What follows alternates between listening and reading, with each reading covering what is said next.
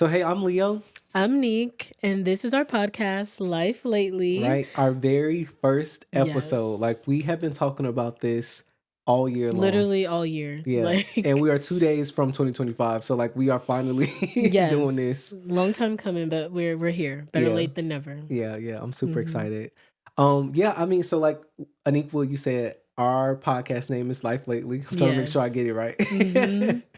But we're really just hoping that you guys will just be truly inspired by our lives and the things that Mhm. God has done in our lives. Yeah. We're hoping that this podcast will give us the opportunity to let our light so shine Mhm. that people will, yes, be inspired, but also believe that God can do good things for you too. That it's Absolutely. not just for us, Mhm. but literally that one of my favorite verses says that the boundary lines have fallen for us in pleasant places and we Mhm. have a delightful inheritance. That's Yeah. for every single one of Every us. single believer. So, yeah, we just felt called to kind of like start this podcast and we were just saying Mhm. yes to that. But I don't know if you want to speak to that as Absolutely. well, babe. Yeah, I think we kind of talked about this earlier, but the Bible also says, like, let the redeemed of the Lord say so. Yeah. Like there's power in our testimony, there's power in sharing, being vulnerable, being transparent. There's Yeah. so many couples, marriages, families that can benefit from the wisdom that you have to share. So I think it's really important to put yourself out there for the right Yeah. reasons, Yeah. obviously. Yeah. Be spirit led always, but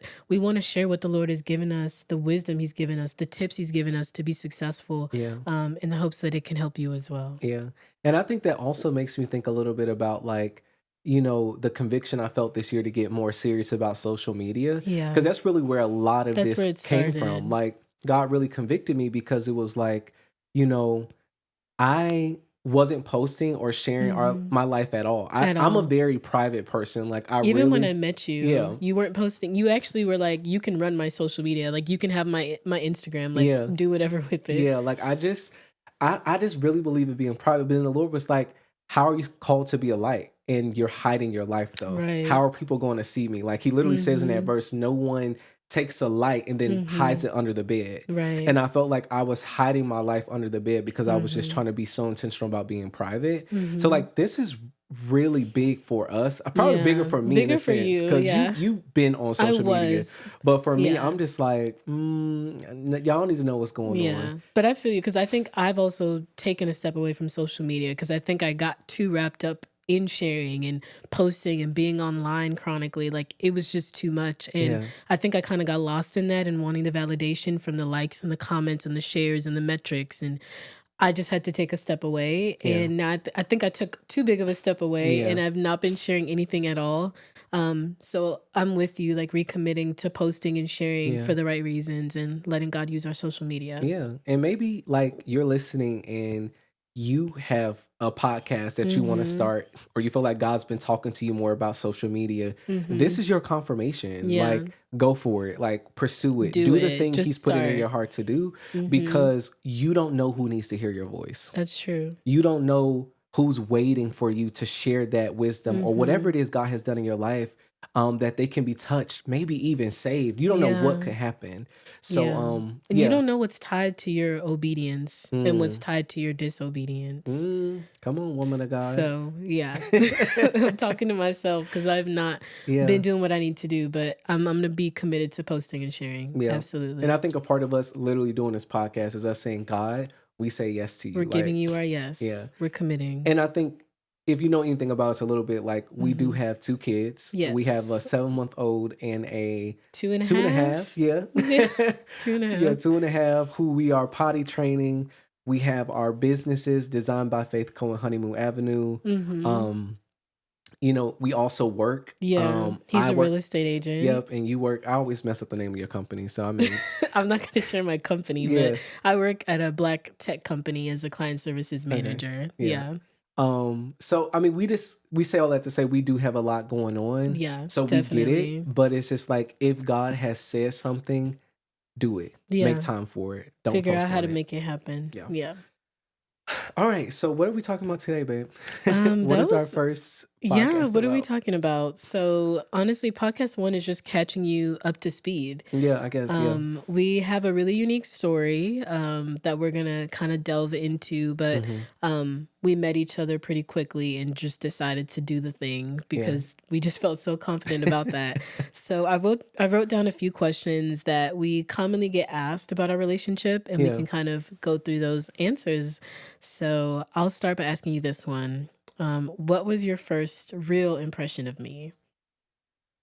I mean, I know we met, like, through that friend at church at Zara, but Yeah. I feel like the first time I was able to really get an impression of you Mm-hmm. was, when I talked to you at church, after church. Yes, the following Um, Sunday. and I think my first impression of you, one was like, okay, clearly you were beautiful, like, Thank you. you had a really nice style, like, you had on all black that day, you had a Mm-hmm. camera in your hand because I think you were helping out with, like, That was my shooting for first some stuff. time. Yeah. Yeah. Um And I think one of the things I loved about you is that there was like such a sense of peace around you when you talked. Mm. Like, I hope you guys even feel that when she's talking now. Like her voice is like very soothing. Um, but like, yeah, I just felt so safe with you in a way. Mm. Like just in that initial conversation, I knew you were very intelligent as well, like very articulate. Mhm. But there was just like a certain peace and calming and comfort that Mhm. just came when I found myself just having that conversation with you. And Yeah. literally that's why like I walked away from that conversation. It was like I Mhm. went over to my friends, I was like, that's my wife.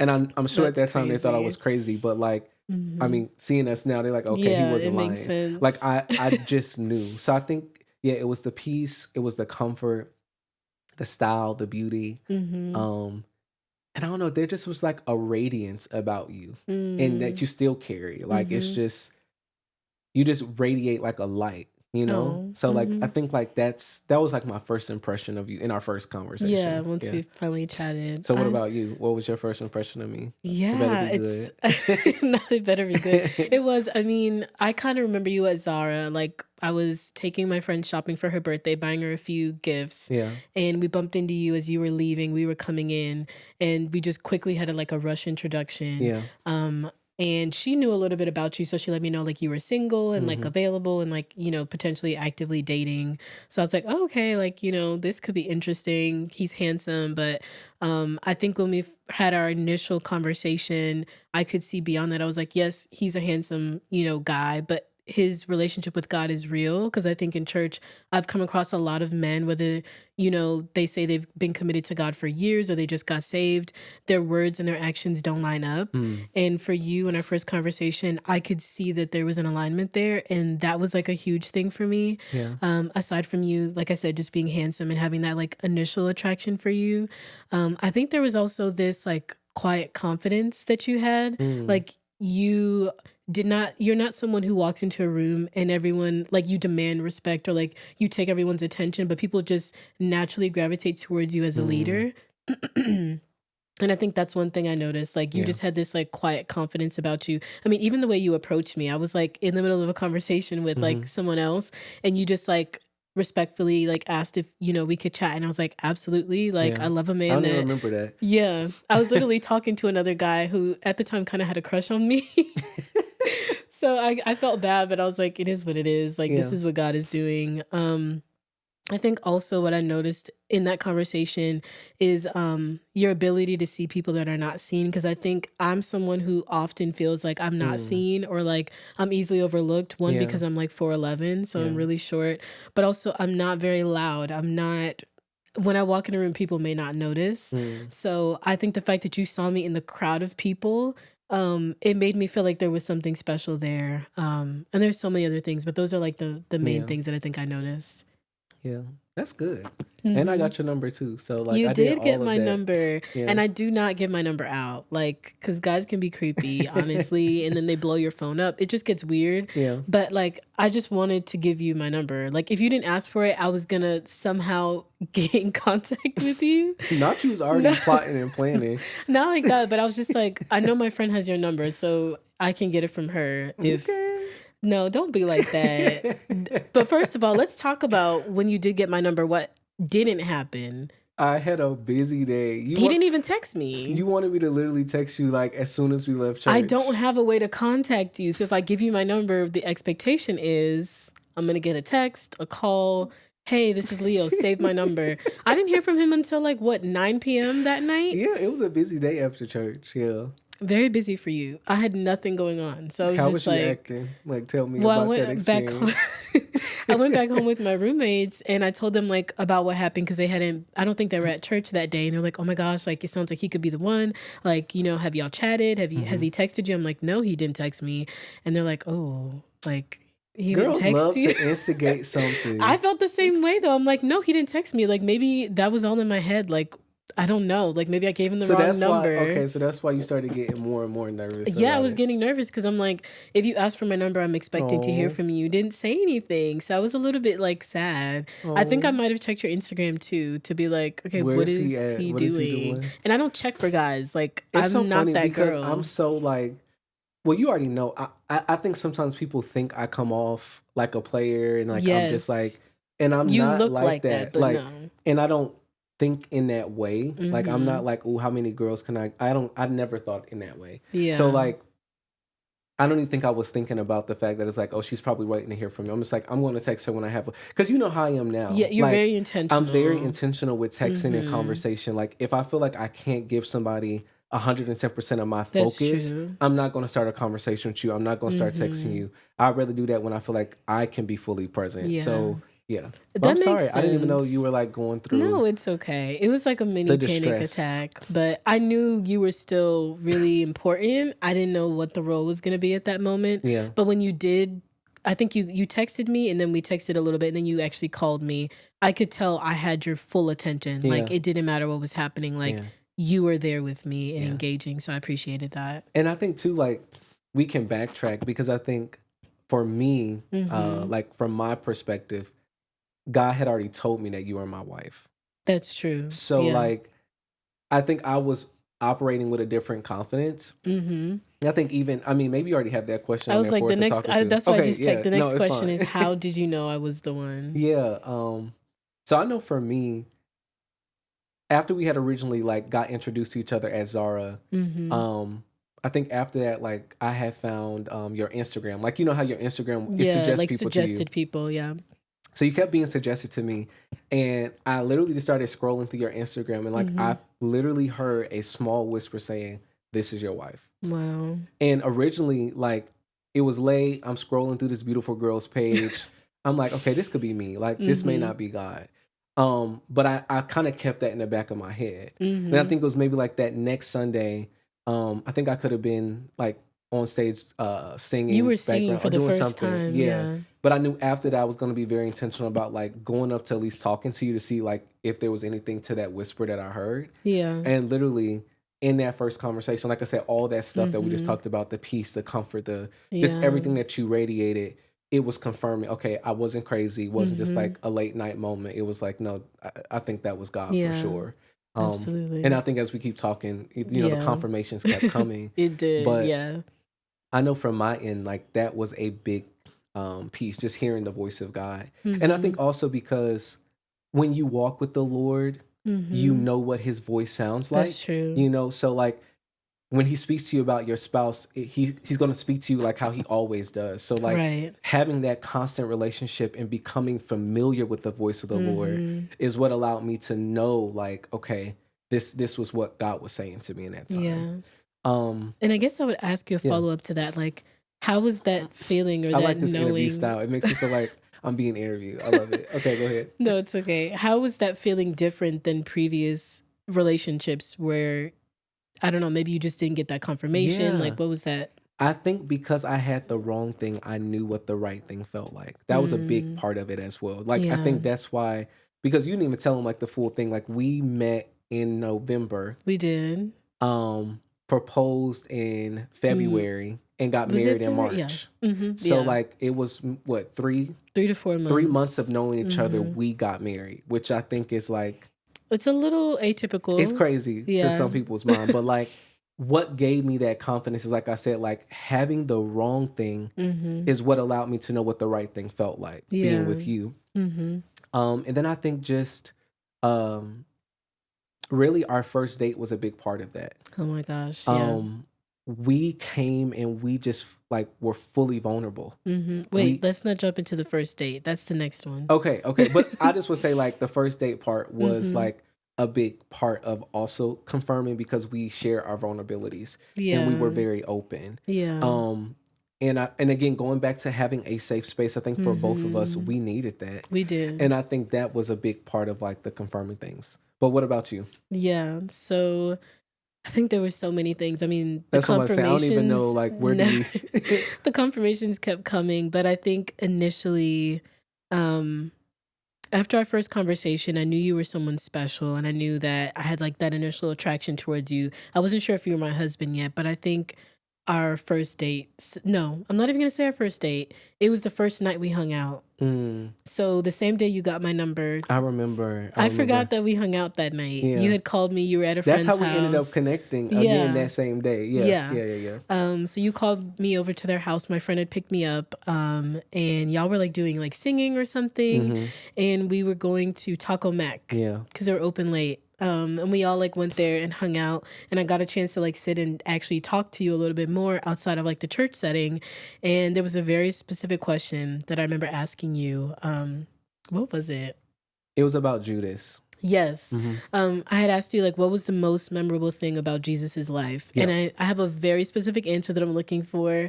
And I always knew that my husband would have the same answer as me because the way I read scripture and interpret, what the Bible is saying is in a very specific way because I look beyond what it's saying. And I wanted my husband to have the same depth in the literature, like to not just take it at face value, like there's more there. There is. And so for me, and you had the same answer, like the most memorable thing about Jesus's life was when he was sitting at the table at the Last Supper and he said, one of you will betray me tonight. And no one else at the table knew.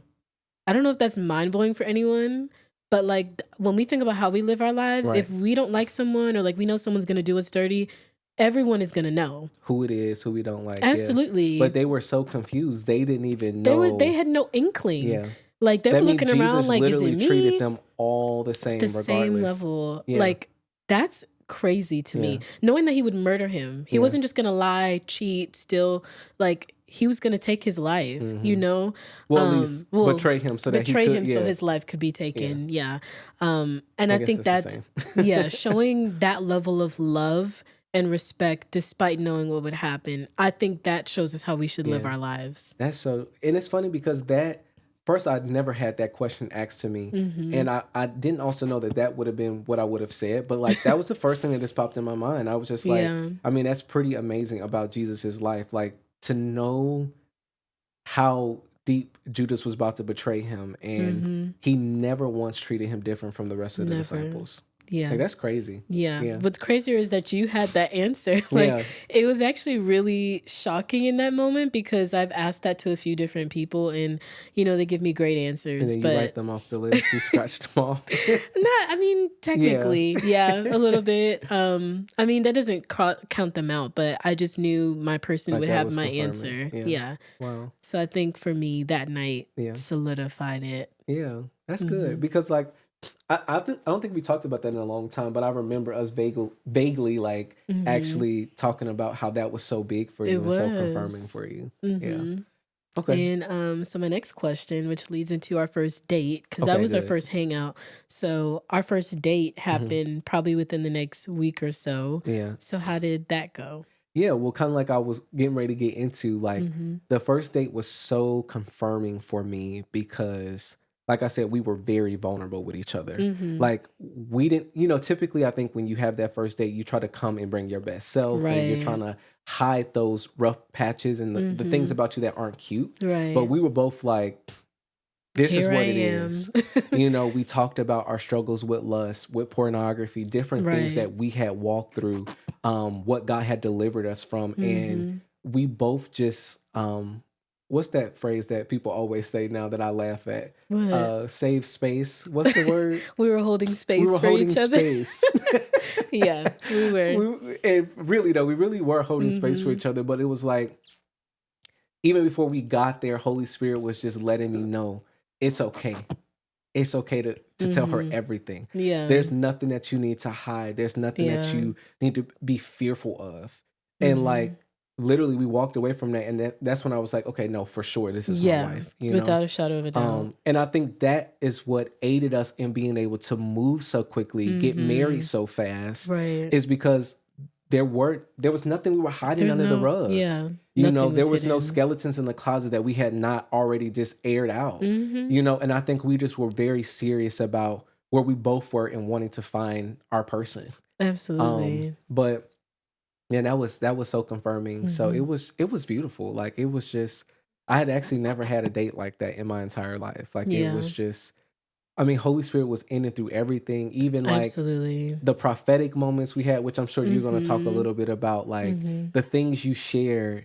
Literally, God was talking to me about that the day before. Yeah. Like the night before. So, but yeah, what were your thoughts and experiences from our first date? I think it was amazing. One, because we were going to my favorite Malaysian restaurant. Yeah. Actually, first, back up. You have to tell them about the Lyft driver. Oh, and like you're that, right. Even before we even started the date. Like that what is happened? True. So on the way to the date, because people probably don't know this, but I'd learned how to drive, I think right when I met you, like right after I met around him. the same time. Yep. I didn't know how to drive. I didn't have a license or a car at the time. So I was taking like Lyfts and Ubers everywhere. So I called my Lyft driver because I didn't want you to pick me up on my date. Like I wanted to meet you there. Yeah. And I got a Lyft driver who was a woman. She was so sweet. Got in the car. She's playing like Christian music. So I was like, oh, are you a believer? She's like, yeah. So I'm like, oh my gosh, we're connecting, having a good time. She's like, well, where are you going? You're all dressed up. You look cute. I'm like, well, I'm actually going on my first date with this guy that I think might be my husband. I don't know. We'll see. And so we got to praying about you, about our date, just over our marriage, you know, if we were going to get together. And we're crying. Literally, we're crying in the car. She's like, I feel like it's him. Like, I feel like, you know, this is it. Like, this is going to be so amazing. Like, I'm so excited for you. So when we got there, she like jumps out the car. We're both still crying. Yeah, look like you about to cry now. No, literally. It takes nothing. It literally takes nothing. I remember she was crying too. And she was just like, you better treat her right. Like, she's a good one. And I remember like just being like, why is this girl showing up crying? Why is the Lyft driver like threatening me? Like, what is going on? I didn't know her at all. So that was already a great start. So that made me be like, okay, this something's about to happen. And I felt that the whole day. I was like, this is gonna be incredible. Yeah. But yeah. Yeah, it was a beautiful moment. So yeah, even just getting there, I was already in a vulnerable space because I was crying. Yeah. And I remember you were like, are you okay? Like, what's going on? I'm like, no, it's fine. Like, let's just talk. So I think once we sat down and talked, and like you said, we shared everything. Like, nothing was held back. I think I had started first, and I started from as long as I can remember until, you know, the present time. And I don't think I've done that before, where I've shared everything with anyone. I mean, not even family. Like, I told you stuff that no one else in this world knows, and I just felt so comfortable with you. I also felt like if we are gonna move forward in marriage, I don't want you to be surprised about anything. Right. I think we both had that mindset for sure. Yeah. I don't want you to be shocked. And also knowing that I was a virgin, I think a lot of people hear that word and they're like, oh, she's perfect. She doesn't deal with anything. I was a virgin in the physical sense, yes. But I did have my struggles with lust, with pornography, with masturbation. Like, those things were still real. Just because I didn't physically have sex doesn't mean that, you know, I wasn't dealing with stuff. Wasn't dealing with stuff. So I wanted to also clarify that, just to level the playing field. And yeah, like you said, we laid everything bare on the table. We didn't hold anything back. And I think a lot, even in that time, I'm someone who has never had a moment where I can say I knew what my spiritual gifts were. Like, I've always been a little bit lost with that, just feeling like I don't know where my place is in church. Like, I'm here, I love people, I'll serve wherever I am. But I didn't know what my spiritual gifts were. And I remember when you were talking and we were sitting down, I started to see things. I started to hear things. I'm like, wait, things are happening. Like, and I remember sharing them with you. I think I had seen a vision of like you on a stage, and like the lights for the stage that have the cellophane, I think that's what it's called, that switches out different colors. I had seen that being switched out in different colors for you, just showing like your, I don't remember, what is it, the and that's fivefold? also why I'll tell them why it was so big, is because one of the words that I have often gotten over my life is like, I'm like Joseph and like the coat of many colors. And literally the night before, God was showing me how like I had this coat like that. And coat is a bad word to use. It's more of like that. What do you want to call it? Like a covering? Like a robe or like a Oh, a shawl. Like what's robe. the thing? The train thing that follows behind you, like a A king or veil? something like that. Not a veil.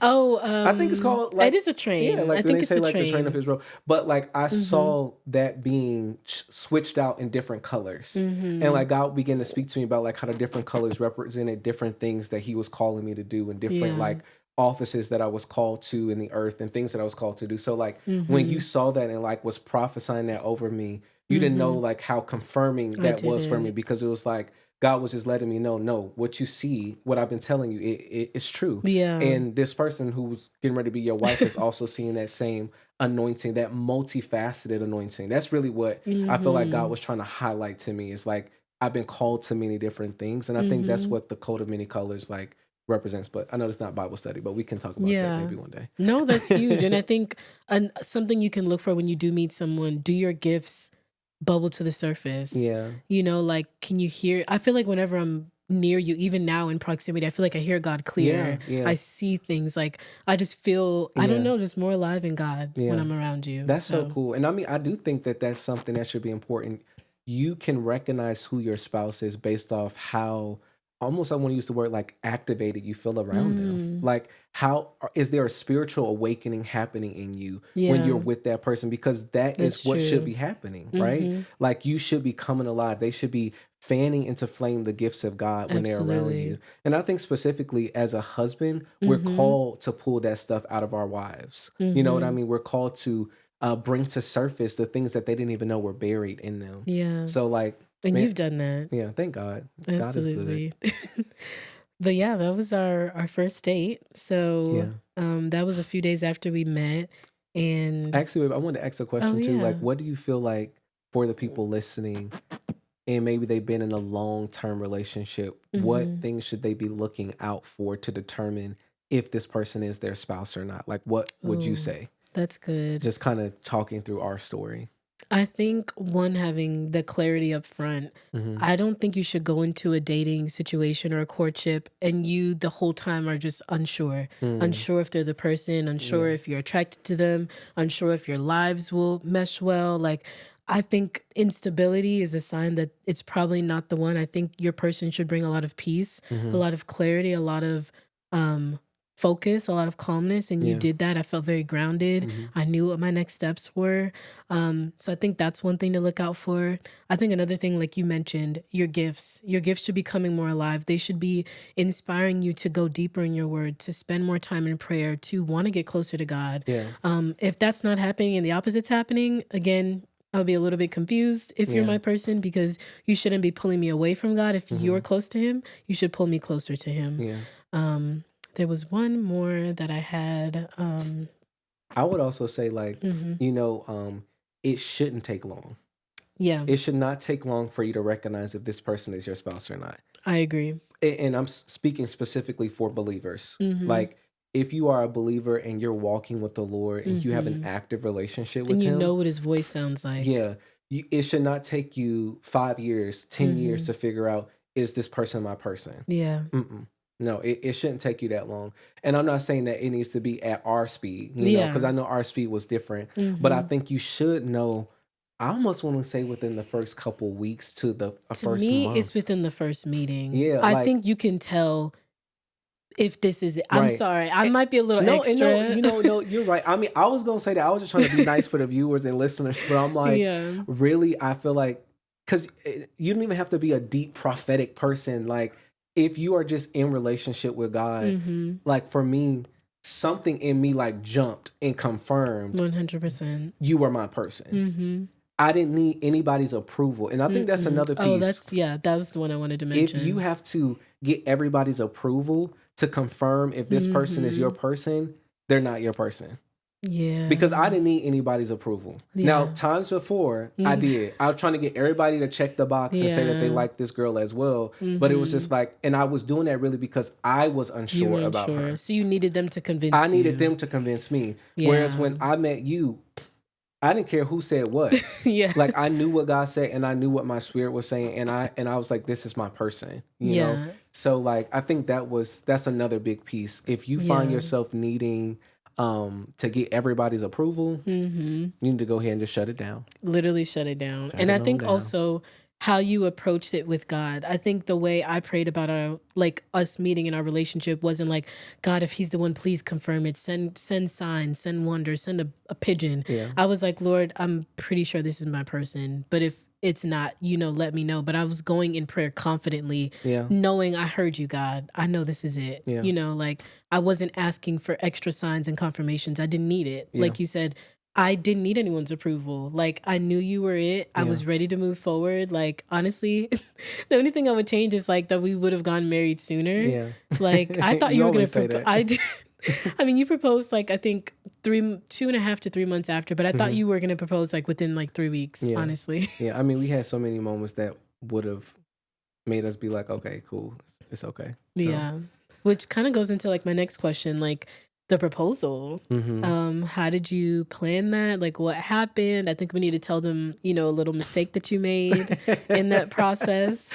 So other guys like, don't. I remember I accidentally somehow sent the whole plan to you. I was trying to send it to like one of your friends, and I don't know if I was rushing, but like I sent the whole itinerary, everything I was gonna do. I mean, you set the steps too. Like, I'm gonna walk her here. We're gonna go here and do this. I think you even sent me the link to the Airbnb. I was like, is he trolling me right now? Or and then I tried to like play you like I was trying to make it seem like it was a joke, like you did, and I kind of really was just easy like, to get things over on though. So like I forgot about it. I was like, oh, okay, like maybe he's trying to throw me off his trail or something. That's really funny. Yeah, but how was it for you from your point of view? Our proposal in general, it was amazing. I mean, I wish you would have given me a little bit more hints that the proposal was happening, because you kind of just like texted me, and I mean, we hung out every day, but you were like, let's, you know, have like a date night, like, you know, like let's get dressed and go somewhere. And I had to recover. I mean, I had revealed the whole plan to you, so like I had to recover. You did, which makes sense. But yeah, so I was like, oh, we're just going on a date night, and I had asked to leave a little bit early from work because I think you set reservations at like 7, and I wanted to get home, shower, and change. I remember my coworkers were asking me like, do you think he's proposing? And I was like, no. I didn't know that they were asking it. They did. I forgot. They did ask me that, and I was like, no, not today. Like, it's such a random Thursday. Like, he hasn't hinted for me to like look really cute. Like, I don't even know if my nails are done. Like, I just didn't think that was it, because I felt like I was gonna catch on. So yeah, we ended up going to this restaurant downtown. I remember at the table. The name of that? McCormick and Schmicks. McCormick and Schmicks. McCormick and Schmicks. It was a very weird name. The food was really good. It was. And then randomly at the table, this man is an actor. First of all, shout out to you. You're just an actor the whole night. It is an acting, because you acted your butt off, because I had no idea what was happening. And you're sitting at the table acting like, oh, actually, let's go on the Ferris wheel. Like, let me just buy some tickets for the Ferris wheel. Like, you want to go on that? That sounds like fun. I did do that. I did. I'm good. The whole time you had the tickets. Yeah. That's crazy to me. So I'm like, okay, cool. Like, we can walk over there. It was across the street. This is when I should have gotten suspicious, but we had to like wait in the back for a little bit until the VIP. Because I had got like a special gondola. Yeah, a special one, which I didn't think anything of it. I was kind of nervous. Actually, I was really scared. That's probably why you were distracted, because you knew you had to. You don't like heights. I don't like heights. I don't know if at that time I knew that you didn't like heights or not. I don't think so, because I don't know if you would have proposed to me in the sky. Yeah, I don't think I knew that. So I was sitting there nervous. I'm reading Bible verses. I'm like, Lord, let me not freak out on this date. We finally end up going in the gondola, and I'm starting to freak out a little bit. Like, I did have like a little panic attack, because it was swaying a lot. It was very windy. So it was like swaying, and we were just really high. Like, it's really big. If y'all have never been on, is it called the Eye? I don't know what it's called. I think it's called like Skyview or something. Skyview, the big Ferris wheel in downtown Atlanta. I was like panicking, and you wanted me to record. You're like, no, record. It's okay. Like, take some videos. I had no clue. So I'm sitting there trying to calm myself down. I recorded a little bit, but then I stopped. And then you were like, let's just ask each other some questions. Yeah. Because at that point, you had like that running list of like hundreds of questions just for us to get to know each other. Yeah. And I think I was also playing like some worship music too. Yeah. Because I know you were like a little anxious and everything. Yeah. And then, so we were asking questions back and forth. And I don't remember what you asked me, but I remember I was looking out at the window, like looking at the view. And then you asked me something and I like turned around to answer you and you were down on one knee. And I was like, wait, Oh, like what's happening? So it was really sweet. It was just yeah, us in the little gondola. I think it had stopped at the top at that yeah, moment. it did. And it was just a surreal moment. Like Yeah, I just couldn't believe that it actually happened. I was like, yeah. wait. And what was so perfect is like when we came out, remember that random There photographer was a street who was photographer just like, "Hey, do there. y'all want me to get pictures of you guys?" Yeah, and he And did it for free. yeah, and sent them and everything. Mhm. It was a beautiful moment. And then after that, we ended up going to I had did that Airbnb in Yeah, really Atlanta. nice treehouse. And then like our mentors came and like prayed with us and everything. Mhm. It was nice. It It was was really beautiful, and your nice. mom and your sister had, like, beautifully decorated the cabin, had a bunch of Yeah, pictures of us. yeah, Like, it was so cute. yeah, yeah. Yeah, it It's was a good like really sweet reminiscing on one. all of that, huh? Yeah, I forgot all the details around it, but yeah, the Yeah. proposal was really sweet. And I mean, also for me, I was really big on making sure like I did it privately because I know at that time Mhm. you just had a lot going on with Yeah, friendships and family, and I just felt like being able to start privately was really important it was, for us yeah. in that moment. And So, also to not feel pressure to respond in a certain way because mm, I'm not the girl that's gonna like scream or like I'm very like internal I with like when my the girls just processing. stop walking and they just act like they can't move their feet. I love Or watching when they turn proposals like around that. and they're like, no, I have to go. Like, but like, I feel like I will feel pressured in that moment because there's so many people there. So I Yeah, love that it was just us and I yeah, could just authentically react with yeah. you. And I think that speaks to like the reason we decided to elope because like we Hmm. didn't do a big wedding and all We of didn't do that. a wedding at all. We literally went to the courthouse. You know, my Signed the pastor, papers. youth pastor, who's kind of become my life mentor, Pastor Rodney Hmm. Mason, like married us Hmm. and we started our life together. We So I did. don't know if I'm jumping into questions though, No, that but was actually my next oh, question. perfect. Look Like, at me. why? Yeah, you're ahead. Why did we choose to elope so quickly? Because between the proposal and us getting married was only 3 weeks. Yeah, So I guess why did we yeah. do that? I mean, one, we knew what the Lord had said already. Like Mhm. we already confirmed that we were Yeah, husband we and were right wife, here. and I think it's funny because we really wanted to wait originally. Like Yeah, we we were were gonna gonna plan out a big wait. wedding, do all that Mhm. type of stuff. But like when we were praying, we really felt like the Lord was like, Just get "Y'all need to started. move. Y'all need to Yeah. get started now." And now being almost 4 years into our marriage, like two businesses, two kids, a Mhm. house, like I see the reason that we needed to move when we did. Because if not, if Absolutely. we would have delayed, we would have delayed everything that we've already been Everything. We doing. probably wouldn't have gotten a house because we got it right before the interest rates went up. That's true. It was Yeah. just so It was many a domino pieces. effect. So if you're listening and you're trying to decide when to get Mhm. married and all of that, get married. Yeah, Like just do if you it. guys already have the peace and the confirmation that like y'all are for each other, Mhm. your mentors have all of that, just go ahead Mhm. and do it. You know, you can Literally. always do the wedding at some point, which is still what we Yeah. plan to do. Yeah, Um, at our 5th year. yeah, Mhm. yeah, do something big. But I think it was just a God thing. Like Mhm. we've always been very sensitive to the leading of the Holy Spirit. Absolutely. And it didn't have to make sense to everybody else. Mhm. It just needed to be us obeying our Father. And I think Absolutely. that's the reason that we were like, this is what Mhm. makes sense. I mean, most people be like, oh, it's sex. No, it was like, No, that no. wasn't the reasoning. And honestly, let me tell you why. Because the date that we ended up choosing to go to the courthouse, well, one, let me give you some context. This was like right after COVID happened. Yeah. So, around that time, in order to go to the Or was it courthouse, during it COVID? might have been during Yeah. COVID. Yeah, it Yeah. was still COVID time. Yeah. You had to like schedule time to go to the courthouse. Like you couldn't just show up and get married like Hmm. you typically do. And we had to like look for a courthouse that was one accepting people to come in and get married. So Right. that was like a whole thing. We had to drive over an hour to this place, to this courthouse to find it, schedule the date in advance, have all the paperwork and stuff. So it was like a It process was. leading up. But also the date that we chose, if it was just about sex, we would have chosen a date when I wasn't on my period. I was Yeah. on my period at that time. Yeah. That's true. So yeah, Yeah. just debunking that. Yeah. That wasn't a thing. And I would still say like that's okay if that is a thing It though is for okay if people it is a because thing. I'm like I think that to be honest, instead of sitting there burning with passion, you trying to plan out a Absolutely. wedding for 2, 3, 4, 5 years. Mhm. For us, our purity was very It was important. very Like important. maintaining that was extremely important. Honoring God with our bodies, and if that's the same thing for you, which it should be, Mhm. I mean, Yeah. like go ahead and get married. Yeah, You just know do what I it. mean? Like again, you can go to the courthouse, you can still have a wedding later on. So it's nothing wrong with that. Not at all. And I mean, even for us, I think it was moments where it was definitely difficult. Absolutely. But I don't think like that was ever like the main That wasn't focus or high the on the driving thing list. why we felt Yeah. like we needed to get married. Yeah. So I'm actually Absolutely. glad you brought up that point because I forgot about that. Yeah. So yeah, I guess we decided to do it that quickly because we knew what God had said. Yeah. And we felt like we had everything we needed to just move forward with him confidently. And that kind of leads me to like my next question, which is like, what did we encounter, like difficulties we encountered during that time in that season, and how did we overcome them? Yeah.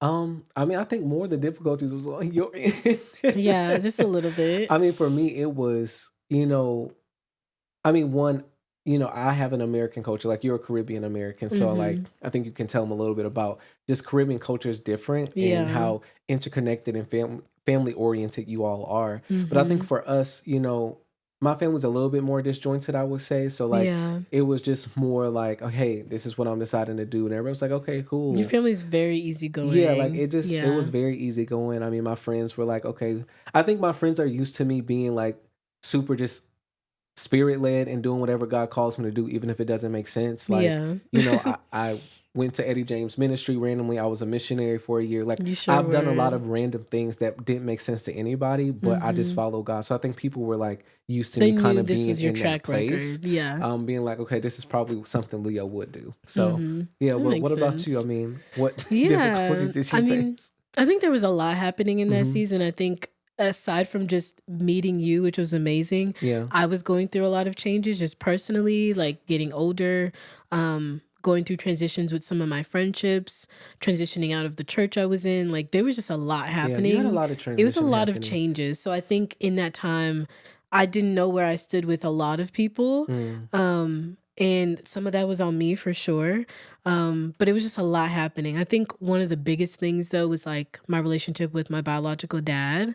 It was never in like the best place. And I was kind of secretly hoping that this would have maybe brought us together. And he would have, that he would have seen like, I chose a really amazing guy to settle down with and to realize like everything he hoped for and hopefully desired for me, he could see in you.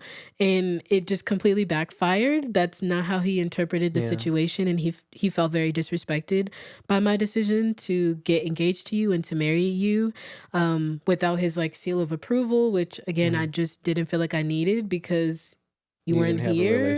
Yeah, we didn't have a relationship. And also I don't believe I need approval to do what God has called me to do. But also he's not a believer in the way that we are and doesn't have like a relationship with God. So it's hard to explain things to him. And I tried, to explain like how God was talking to me and the confirmations. And I just think it was just going over his head. So I think that was really difficult at the time. And I would also say like, I think to speak to that too is like us also having like our spiritual mentors at the time, Mary and Jimmy, who were really like an active part of our process, our journey, like talk to us, confirm, like, I also want to say like we weren't just sitting here going rogue, even like with my, my youth pastor, Pastor Rodney Mason, and everything, who just was a part of that, who actually married us. Like, we had people voices in our corner, to make sure we weren't just loony. Yeah. And I think that was another reason as to why, like you said, maybe having your dad there or having his seal of approval wasn't really important because he didn't play as much of an active role in your life. Right. And I think the people who were your spiritual fathers and still are, were there in your life and able to let you know, like, hey, you are making a good decision and you say yes to this too. So And even and what I tried to tell my family, my mom, my dad, and anyone else around me during that time is like, I don't need you to trust Leo because you don't know him. You haven't spent time with him like I have. Trust me. Trust the way that I was raised, the pattern you've seen in me. I'm not someone who does anything random. I'm very calculated. I'm very grounded. I don't just make decisions on a whim, and I'm very intelligent. So trust who I am and trust that my decision is a good decision because you know me and you love me.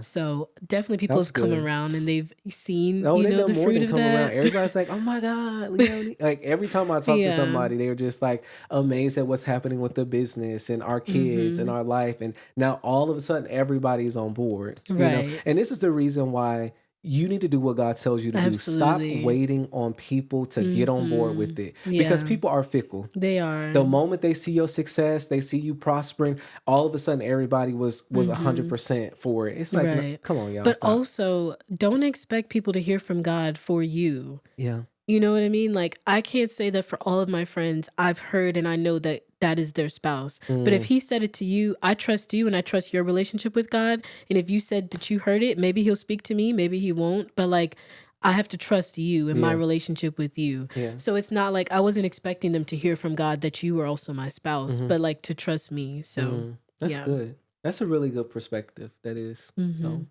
But anything else? I mean, I feel like we talked a lot. We did talk a lot. I don't even know how long it's been so I don't know far. how long these are supposed to be. This is our first one. I don't know. Let's see. I think the only other thing, I had 2 more questions, but one of them was like, what was one of the most memorable moments we had before we got married? So I don't know if anything comes to mind. I mean, I think we kind of talked about a lot of them. Yeah. But I think I would talk about the time where we were like in the car and at Mary's house. Yeah, and you were just kind of like sharing with me about like your father issues and fatherlessness and the rejection you felt and all of that, and like how we literally I just held you. Like, you literally held me. I think I was like sitting on your lap and you like cradled me. I just held you, and I just felt like in that moment God was beginning to heal you from like rejection and the fatherlessness and that orphan spirit and just all of that stuff. Was just breaking off of you as I was holding you. And I just feel like that was a really just special moment. Yeah. Like, you know what I mean? It was just, and we didn't say anything. We didn't. It just was like, you know, I just was holding you. We just were holding each other, I guess, in a way. And I think that was probably one of the most beautiful moments, I think, prior to us actually getting married. Yeah, that was a beautiful, that would honestly be my moment, but I'll choose a different moment since you chose that one. You can talk about like what that was like for you though. I mean, yeah, I guess I could. Yeah. I mean, I think on the drive there, we had kind of started unraveling some of that, because I think, of course, on our first date, I'm obviously let you know about my upbringing, being raised by a single mom, you know, being from the Caribbean, being West Indian, all of that stuff, and just kind of what my upbringing was like. And I think as we continue to date and get to know each other and just, you know, dig deeper, we kind of seen the cracks and where those things have had an effect on us today. Yeah. And I don't think I always saw that, like my weaknesses in that area or how it was still impacting me. Yeah. But I think in that moment, I don't know, it just started unraveling, and I even remember exactly what you said, but whatever you said, I just remember it hit where it needed to hit. And I just felt like I wasn't going to be that person forever. Like I was free to be someone else. Yeah. And it was just beautiful. I just remember you holding me and I felt so safe and just like everything was going to be okay. And it was just a beautiful moment. Yeah. That's good. I haven't thought about that in a long time. Yeah. That was early on. Yeah, very early on. And what was your final question? My last question was the listeners clock out. Right. Was there anything you would change or do differently about our process? Not a thing. Really? I loved every part of our journey. Yeah. Leading up. Yep. Nothing at all. I think we every step of the way, like we prayed every day, like we did during our courtship, like we were very intentional to be like, okay, what is God asking us to do? So that makes sense. Loved every moment of it. I mean, if I could change anything, that was not necessarily something we did, but I think it would have been beautiful to have more community around you. Like I would have wished that you just had more people there to like really celebrate that moment with you. Yeah. But again, that's not necessarily something that I think we could have changed. But I think that would have been nice. Yeah, that makes sense. Yeah. I mean, and that's something we could talk about in another episode, but I am in a season of trying to cultivate more community and grow friendships, you know, as an adult, as a mom, as a wife. I feel like it's a little bit harder. Yeah. As and we're I'm getting sure older. Someone is listening and they're saying the same thing, and maybe they'll reach out and be like, come on, let's be friends. I mean, honestly, pause here. Advertisement. If you're a girl in Atlanta, Georgia, and you like food, specifically South Asian food, I'm your girl. Like, let's hang out.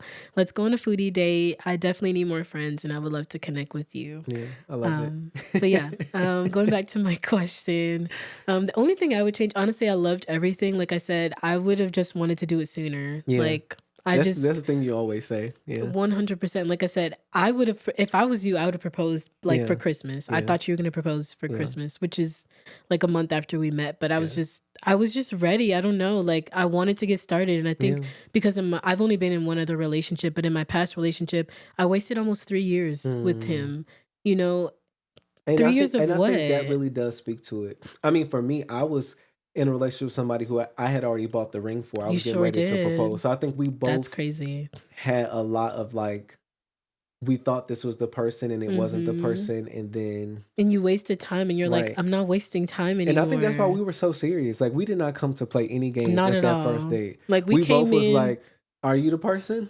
Okay. Literally, because if you're not, it's okay. But let's not play. One of the funny things, and my roommates will tell you this, I think I don't know, it might have been our second date. Like within a week and a half or 2 weeks of us meeting, you were studying for finals at the time because you were getting your master's degree. And I was waiting for you to text me because I'm like, we need to hang out. Like I need to, get this confirmed. Like I need us both to hear it because I had my confirmation and you had yours that I didn't know. But I was like, we need to confirm it together. And you were like, oh, let's go to Waffle House. I'm in between studying. Let's hang out. And I remember telling the girls like, I'm not putting on any makeup. I'm not dressing cute. I'm wearing my pajamas or my sweats. Yeah. I'm going bareface with, nothing on because I need him, one, to just see me, you know, completely bare. So if he wants to make any decisions, now's your time. But also, I was very determined that night to know that if this was a thing or not. Yeah, like, are we on the same page? Like, I needed to hear it from you. And I know a lot of people are like, well, why are you pressuring him that early? Like, it's your second date. Y'all have known each other 2 weeks. But no, when you've wasted time with the wrong person, you don't have time to give to situations that, are not going to serve you. Yeah. Like, that God has not called you to. Yeah. Every day is a gift, and I don't take that lightly. And time is so valuable. It is. It's the most expensive thing that we have. Like, yeah, I get it. I'm getting ready to wrap this up, so I'll just finish this story. But essentially that night, I went to my roommates, and I told them, like, hey, if Leo tonight, doesn't mention that, like, I'm his wife or, like, he sees us getting married in the future, I honestly don't want to move forward with him. Yeah. And I know that's a little dramatic, but, again, I just didn't want to waste time. And thankfully that night, we went on our date at Waffle House. And in the car, like, we were asking each other questions, and you literally said out of your mouth, like, you're my wife. Like, I feel like you're my wife. And I was like, oh my gosh, like, it was like something physically jumped inside of me. Yeah. I think of that verse where it says that who was it? It wasn't Mary. No, it was Elizabeth. Yeah. John the Baptist jumped inside of her womb. Yeah, jumped inside of her womb when she was with Mary. That's physically what it felt like. I've never felt that before. And I was like, oh my gosh. Every time you said it, it was like, ooh, a little beam. So yeah. Wow. It was amazing to get that confirmation that early on. Yeah. And I think it was because you also asked a question, because I think we were riding in the car and you were like, I think you asked like, where do you see us going, or where do you see this going? Yeah. And I remember saying, do you want like the real answer, or do you want just like an answer for right now? And you said the real answer, and I was like, I think you're my wife. Like, that's literally what I said. Yeah. And I know that was like what, our second? That was our second date, technically. Yeah. So I'm like, I think it felt so scary for both of us to say something that big of a statement very early on. So like, yeah, I think what I loved about you is that you just were very intentional. And I think I could sense that as well, that this was not a game for you. And I was also ready, so thankfully. But yeah, so babe, what encouragement do you think you would give other women or just people listening right now? Yeah. I guess in relationship to our story and our process and journey? Yeah, that's a good question, babe. I would say if you are in a relationship right now, y'all are dating and or engaged, continue seeking God about that relationship. Honestly, if you're unsure or you're having hesitations or you just don't think that's the person for you, break up. Like, it's so hard. Like, yes, heartbreak is not something anyone wants to go through, but a breakup might be what you need to find your person. So don't be afraid of going through that process, but also don't settle. Like, I think settling is worse than going through heartbreak. I can't imagine being married to the wrong person. Like, tying your life to someone that God did not have for you. Like, that's just so much worse. So know when to walk away, especially women. I'm just going to talk to women for a second. Like, know your worth, know your value, walk away. It's okay. if he doesn't see that you're his wife and everyone else around him sees it, everyone's asking you when are y'all going to get engaged, like, or you're engaged, when are y'all going to get married, and he's the reason that things are being held up because he's unsure, he's saying all these things need to be, you don't have to be in a perfect place to get married. You don't have to have $100,000 in the bank to get married. I think it costed us $30. You know what I mean? Yeah. And so if there's other excuses, I would take that as a red flag that I'm not the person. Yeah. Or it could just be the wrong season. So go ahead and separate and come back together when it's the right time. Yeah. But especially to my women, know when to walk away. Yeah. And honestly. I think to the men, understand the importance of being able to hear the voice of God. Because if you can't hear the voice of God to discern of whether or not this woman is your wife, how are you going to hear his voice when it's time to lead this woman? Right. When it's time to raise the children, when it's time to be the prophetic voice for your household. Yeah. So you need to get well acquainted with the voice of the Lord. Absolutely. Because you are going to be the spiritual leadership for that entire family, that whole household. And honestly, like, again, like when I pursued you with intention because I knew what God had said. If God didn't say anything about you, or I didn't feel like he had said anything about you, I would have never went up to you. I would have never got your phone number. I would have never done any of that. That's true. So like before you even pursue the girl, you need to pray. That's what I would say. Before you even go up and get her number, don't waste her time if you haven't heard nothing yet. Yeah. You need to already be praying. That's what I feel, because I feel like a lot of guys have done a lot of injustice to the daughters of Christ, like, you know, women of God, because we waste y'all time and we're unsure. And now you're broken. And then when your husband does come, you're too broken to even receive him. Now he got to heal you, and just pray first. Yeah. Hear his voice and then pursue. Right. Or let's say you do meet them and you haven't had a chance to pray. It was just something random that kind of stumbled on you. Pray before you continue. There we go. It's That's okay. Good too. Yeah. Like, it's okay to invite God in, even if you've already kind of started connecting. You're like, oh, I really like this person, but like, let's pause. Let's invite Holy Spirit in and see if this is what he wants us to pursue together at this time. Before hearts get entangled and emotions, it's a lot. It's a lot. Then you have to walk away from it a year in, realizing this isn't your person. There's no reason to do that. Yeah. Let's just avoid all of that. And then I would say to any couples that do feel like, you know, y'all have the confirmation, like, I know this is my person, we want to get married, but we're nervous. Like, we haven't known each other that long. Our family isn't fully on board. Our friends are questioning if this is real. Trust what God is saying to you. Be okay moving forward. If God is the only one who is saying yes to this, that's okay. You know what I mean? Like, if you have family supporting and friends, that's amazing. But literally, if he is for you, who can be against you? And I would say, even adding to that too, babe, not just you hearing God's voice, but I think the importance of spiritual, like, mentorship, leadership, your spiritual father, spiritual mother. I mean, some people talk about that language, however you want to view it. But the people who you look up to and respect spiritually, I think having their input is very important. Absolutely. And I think that's what we also had, which, even though it wasn't like we were looking for approval, we were still blessed to be able to have confirmation from someone else who we trusted and looked up to spiritually, to also say, God is saying yes to this as well. So it may not be your mom, it may not be your dad, it may not be your friends, but whoever it is that God has placed in your life to be that spiritual leader or that spiritual mentor, I think it is important to at least have their thumbs up or their input into that. Because God put them there for a reason, right? Absolutely. To give you sound counsel. So. Absolutely. I think that's a really good point. And babe, is there anything as we're closing? I know we could talk about our story forever. There's so much to it. There's a lot we left out. We can't put everything into one episode, right? Yeah, but I don't want to make it too long. But is there anything you want to share in closing? I would just say Ephesians 5:15 through 16. It says, be very careful how you live, not as unwise, but as wise, making the most of every opportunity. Understand the value of your time. Don't waste your time with the wrong person. If you already know the person is not your person, let them go. You know what I mean? Don't live unwise. Be intentional with the life that you're living, and especially in your dating and your courtship. I think that's probably the biggest thing I would say. I love that. And something you just said, this is the last thing I'm going to say, that reminded me of that, is also believing that God is a good God and he's going to give you good things. Amen. And he can answer the desires of your heart. That's so really do good. not settle for the wrong person. What you're believing and praying for, don't say yes until it shows up. Yeah, that's good. So, well, let's pray and then let's close it out. Yeah.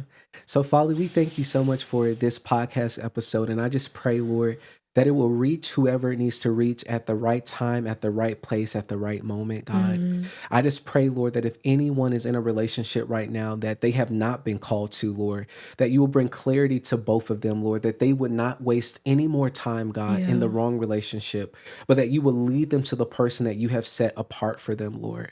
As your word has already said, help us to make the most of every opportunity, God. Help us not to be, flippant with our time or just useless with our time, but let us make the most of every opportunity, Lord, that we can bring glory and honor and praise to you, Lord. So it is in Jesus' name that we pray. Amen. Amen. Awesome. That was a great way to end this episode. Thank y'all for tuning into Life Lately. We're excited to share more of our life with you. Yeah. See you soon. That was such an awkward...